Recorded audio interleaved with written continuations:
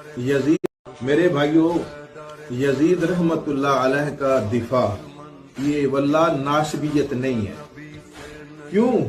Yazid का दिफा दरअसल उन सहाबाए किराम का दिफा है जिन्होंने हजरत हुसैन रजी अल्लाह ताला अन्हो के मुकाबले में यजीद रहमतुल्लाह अलैह की बैत की। ये उन सहाबाए किराम का दिफा है।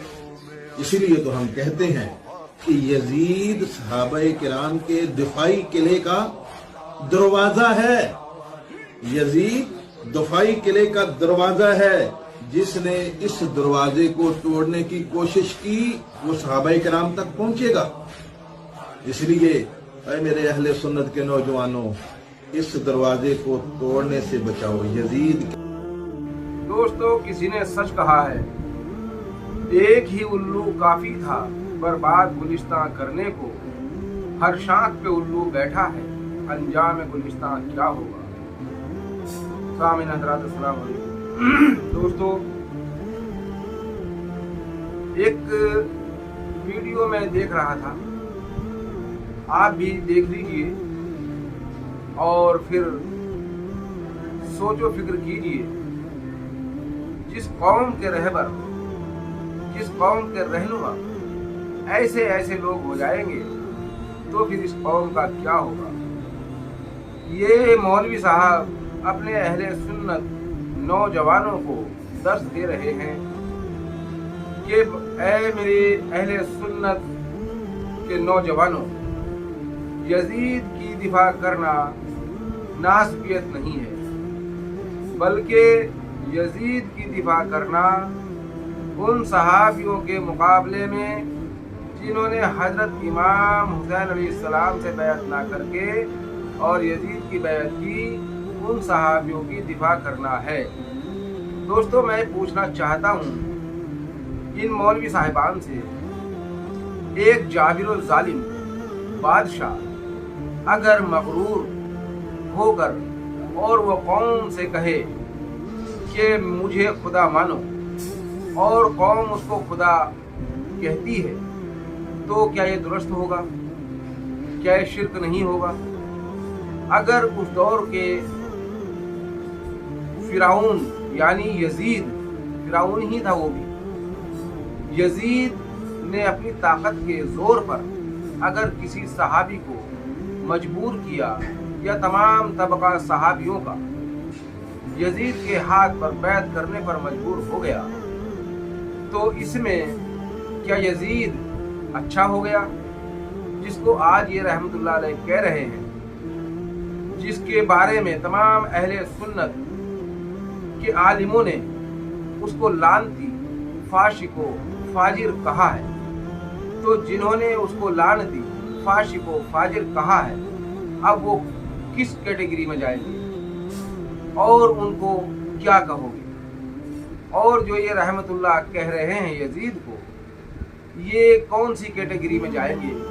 क्योंकि इसने इनकार कर दिया कि यजीद का दिफा करना नासबियत नहीं है, तो क्या इमाम हुसैन अलैहिस्सलाम का दिफा करना, अहले बैत का दिफा करना नासबियत है, खारजियत है? इनके हिसाब से तो यही हुआ, क्योंकि जो अहले बैत से मोहब्बत करता है ये तो उसको नासबी कहते हैं ना, उसको खारजी कहते हैं, उसको शिया कहते हैं। और यजीद की दिफा जो करता है वो इनके लिए सही है और रहमतुल्लाह अलैह कहते हैं यजीद को, जबकि वो लानतुल्लाह है। और दोस्तों, कहेंगे भी क्यों नहीं, असल वजह जो ये है, इसकी जो यजीद को जो ये अच्छा बताते हैं, इसकी जो असल वजह है वो ये है, मैं आपको बताता हूँ कि यजीद को अगर ये बुरा कहते हैं तो फिर उंगली यजीद के बाप पर भी उठती है। यजीद के बाप पर क्यों उठती है? क्योंकि उसको खलीफा बनाया किसने था?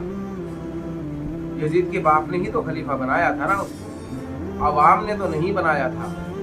अवाम को तो उसने अपने मकर फरेब से और उनको जोर दे करके जबरदस्ती लोगों से बैत लेने पर मजबूर किया, क्योंकि हजरत इमाम हसन अलैहिस्सलाम से जो सुलह हुई اس کے بیس پر تمام مسلمان کہتے ہیں کہ معاویہ تو صحیح تھے، ان کو غلط نہ کہو، کیونکہ امام حسن علیہ السلام سے جو صلح کی تھی، نبی اکرم صلی اللہ علیہ وسلم کی حدیث ہے کہ امام حسن علیہ السلام کے بارے میں کہ یہ میرا نواسا 2 مسلمان گروہ میں صلح کرائے گا۔ تو دوستو یہ معاویہ کو اس بیس پر کہتے ہیں کہ وہ بھی مسلمان ہے، صحابی رسول ہے، اس کو برا نہ کہا کرو۔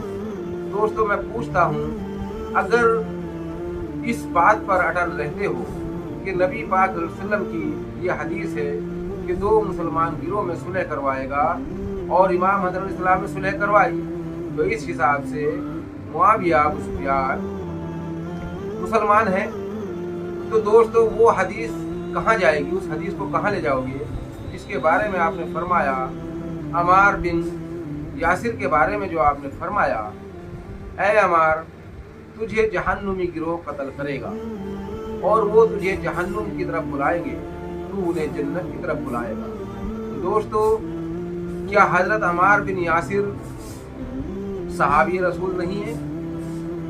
اگر صحابی رسول ان کو مانتے ہو تو ان کے قتل کرنے والے کو، جس کو نبی اکرم صلی اللہ علیہ وسلم نے جہنمی گروہ قرار دیا، باغی گروہ کا مطلب جہنمی گروہ قرار دیا، تو اس کو کیا کرو گے؟ اب کون سی حدیث پر اٹل رہتے ہو؟ ایک پالے میں آ جاؤ، یا تو حضرت عمار بن یاسر رضی اللہ عنہ کو کہو کہ وہ حق پر تھے، مولا علی کے ساتھ تھے، اور جس نے ان کو قتل کیا وہ گروہ باغی تھا، جہنمی تھا۔ تو دوستو آج یہ یزید کو رحمۃ اللہ علیہ کہنے پر مجبور اس لیے ہیں کیونکہ ان کو معاویہ ابو سفیان کا بھی دفاع کرنا ہے۔ اگر معاویہ ابو سفیان کا دفاع نہیں کرتے ہیں تو پھر ان کا ایمان جو ہے وہ گھٹ جائے گا، کیونکہ ان کے حساب سے تمام طلقاء بھی صحابہ ہیں، جبکہ نبی اکرم صلی اللہ علیہ وسلم نے طلقاء کے بارے میں یہ فرمایا ہے، جب یہ لوگ فتح مکہ کے موقع پر کلمہ پڑھ کر اور نبی پاک صلی اللہ علیہ وسلم کے پاس گئے، یا رسول اللہ صلی اللہ علیہ وسلم اب تو ہم بھی مومن ہو گئے، نبی اکرم صلی اللہ علیہ وسلم نے فرمایا نہیں، ابھی مومن نہیں، ابھی تو تم نے صرف کلمہ پڑھا ہے، کلمہ پڑھ کر اسلام میں داخل ہوئے ہو، ابھی تو کلمہ تمہارے حلق تک آیا ہے، ابھی قلب میں نہیں اترا، جب تک قلب میں نہیں اترے گا مومن نہیں ہو سکتے۔ دوستو ان کے حلق تک ہی وہ کلمہ رہا، قلب میں اترا بھی نہیں۔ اگر قلب میں وہ کلمہ اتر جاتا تو اہل بیت کی محبت ان کے دلوں میں آ جاتی، اور اہل بیت کی محبت اگر ان کے دلوں میں آ جاتی، اہل بیت سے اگر یہ محبت کرتے تو مولا امام علی علیہ السلام کو منبروں سے گالی نہ دلوائی جاتی، اور ان پہ شک و ستم نہ کیے جاتے، اور سیان علی کو قتل نہ کیا جاتا، تمام بدری صحاباؤں کو قتل نہ کیا جاتا۔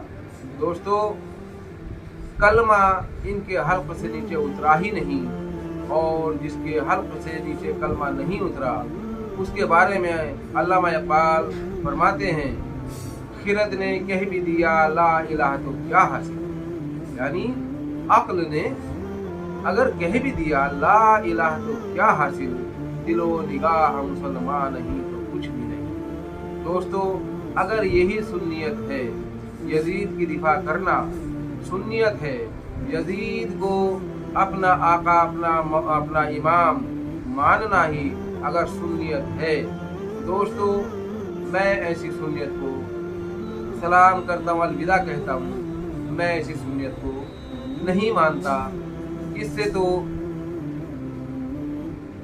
عاشق رسول، عاشق مولا علی، عاشق مولا امام حسن، مولا امام حسین علیہ السلام بنو، تاکہ ان فرقے واریت سے باہر نکلو۔ اے میرے اہل سنت کے نوجوانوں، میں تمہیں بتاتا ہوں دوستو، ایسے ناسبیوں کی تقریر سن کر ان کی باتوں میں، ان کے جال میں نہ پھنسنا اور ناس بھی نہ بن جانا، بلکہ ایسے مولویوں کو لعنت کرو اور صحیح راستے پر آؤ، محبان اہل بیت بنو، نہ دیوبندی بنو، نہ بریلوی بنو اور نہ یہ سنی شیعہ کے چکر میں پڑو، محبان اہل بیت بنو اور اسی میں ہم سب کی بھلائی ہے۔